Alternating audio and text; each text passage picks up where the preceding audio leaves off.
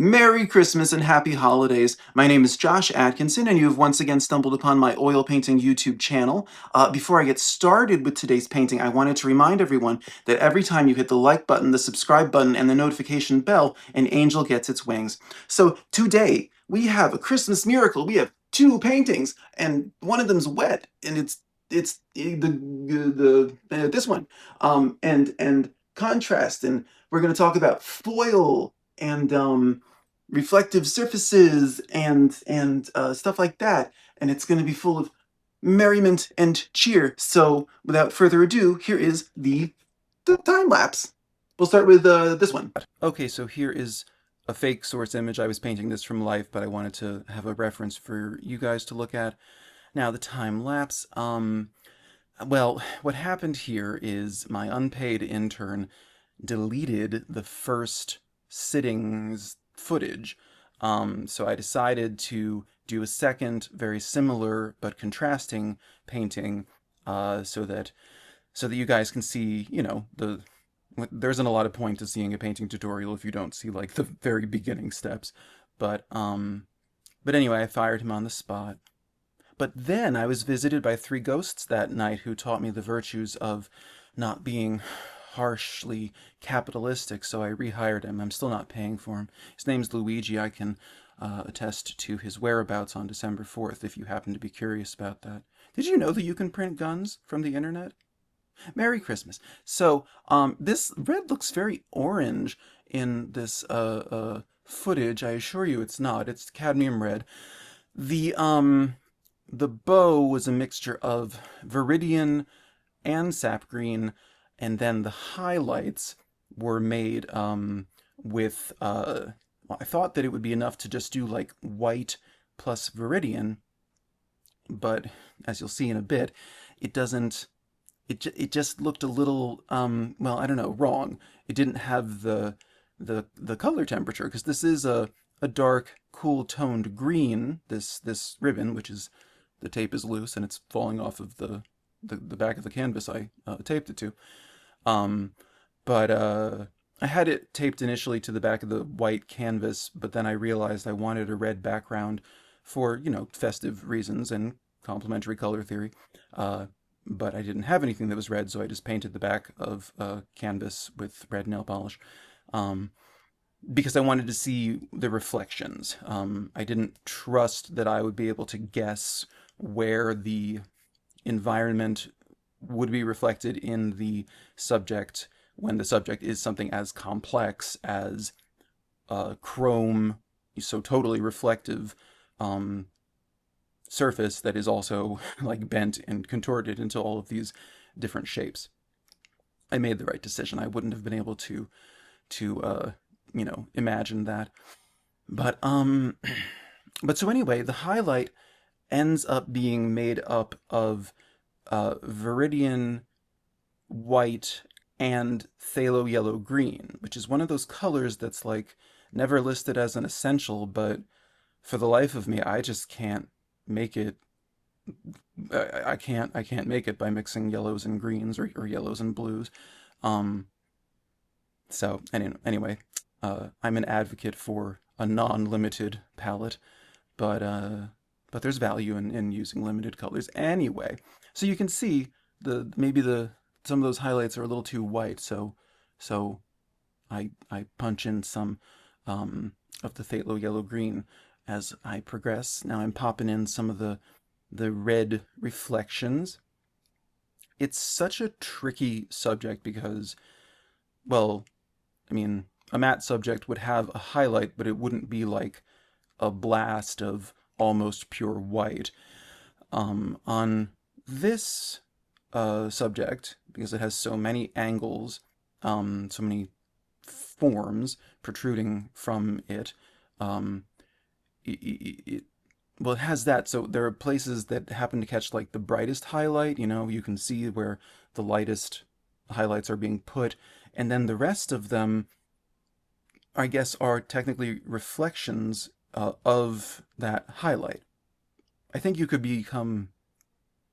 go insane trying to delineate what every light, every element is on something as complex as a foil bow. Everything is part of what keeps me sane with painting is knowing that everything has to be one of five elements. You got the body tone, the body shadow, the cast shadow, the reflection, and the highlight. It has to be one of those five. And it does really help you to articulate those for yourself. In my experience, it does. If I can phrase it in such a way that I could teach it to somebody, that I could illustrate it to somebody, then that helps my hand follow what my brain understands. So anyway, yeah, so I'm just darkening up the shadow. The shadow is made of a darker version of the body tone of the background, which is red, mixed in with a very dark green, probably Viridian, probably made even darker with some phthalo blue. And yeah, I leave it a thinner bit of red than I do in the painting we're about to watch, a thinner layer, because it helped with the vibrancy of red, which we'll talk about more in a moment.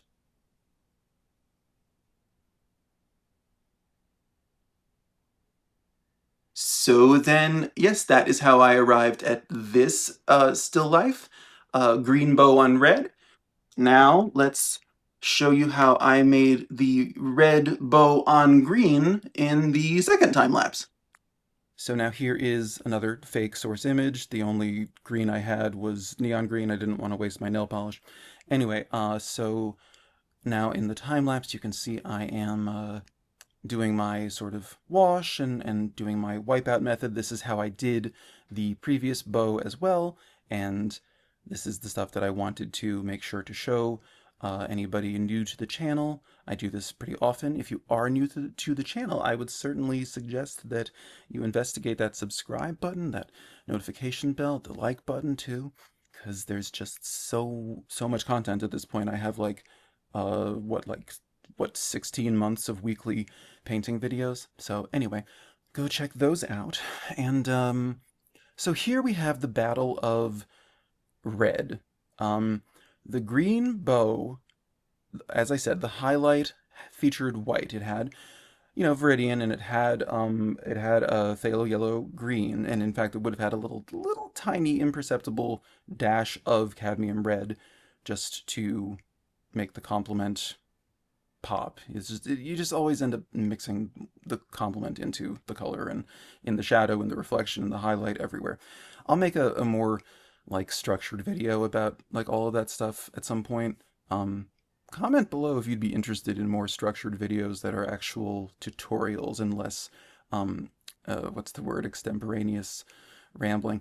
So okay, I'm trying to convey foil. Foil is reflective, but the green foil of the green bow, the highlight having white allowed me to make it so much lighter.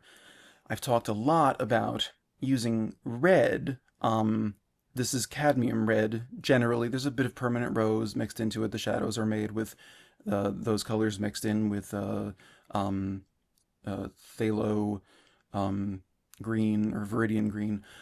So yeah, that's how we get to that. But the highlights you can see, I'm trying to make them out of just mixing white and cadmium red, which I know from past experience painting red fabric or red roses or whatever, it doesn't work. Red plus white equals pink. Now, I don't know why pink gets to be the special color where you take, if you add blue and white, you don't get blink or something. If you add yellow and white, you don't get some other color. But we do that with red plus white, but that's beside the point.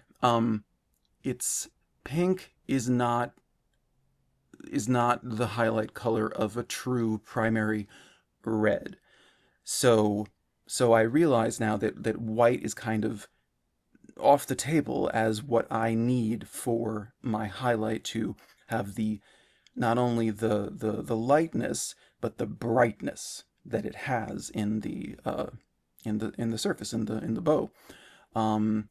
At this point, I'm trying to solve this problem of the highlights with a lighter background, and it looks beautiful. It looks really pretty. I could have left it this way, maybe deepened the cast shadow a little bit, but like it looks great.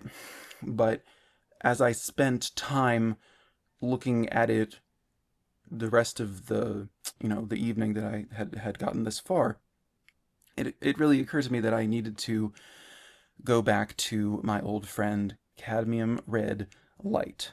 Like Phthalo Yellow Green, it's a color that nobody includes in their list of essentials, and you don't need it on every painting.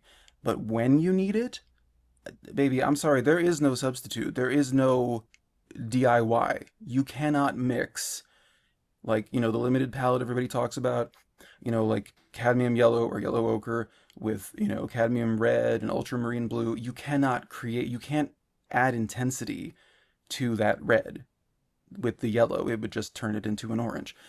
Anyway, so here I am now making the highlight without white. I am making it across all of these folds of the bow with cadmium red light. It gets real flirtatious with orange, but it stays a red. It is the punch highlight that you want. If you paint red roses and red, I don't know, Valentine's boxes, whatever red things you paint, blood, sure.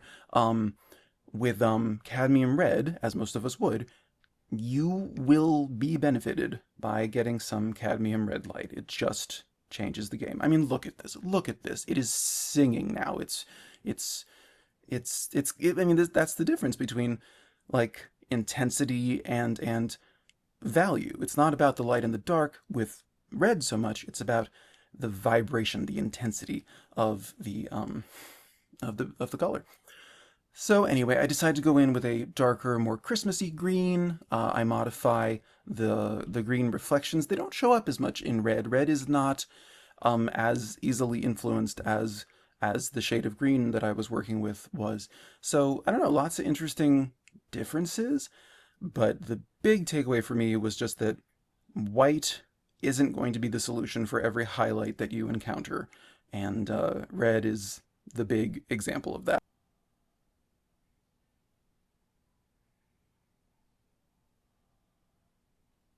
All right, so then, yes, that is how I arrived at these two paintings, and I adore them. I learned so much about, red versus green, and I don't know, maybe this will be a series. Maybe I'll do a series about complementary color lessons or something. Um, but anyway, I wanted to say thank you for watching. I wanted to also say thank you for the handful of new subscribers. I think I'm at 311 this week. Oh, my arm is killing me. And it's wonderful. And thank you. I'm trying to hit 1,000 in the coming year, but thank you for a very good 2024 on YouTube. It's been lovely connecting with those of you that I have and feeling supported by anybody who liked and or subscribed and therefore gave angels wings. Okay, so if you enjoyed this video, check out last week's where I talked about how I made this Christmas tree, or the previous week's where I talked about how I painted Gizmo from the festive hit Gremlins. And yeah, that's everything I can think to say. Paintings, again, have a good rest of, maybe if I'm between them, have a good, sure, rest of the year, and have hot cocoa and merriment. And if you're alone at the holidays, take care of yourself. Do whatever you need to do. Thank you for watching. I'll see you in 7 days with something. I don't remember. Okay, bye-bye.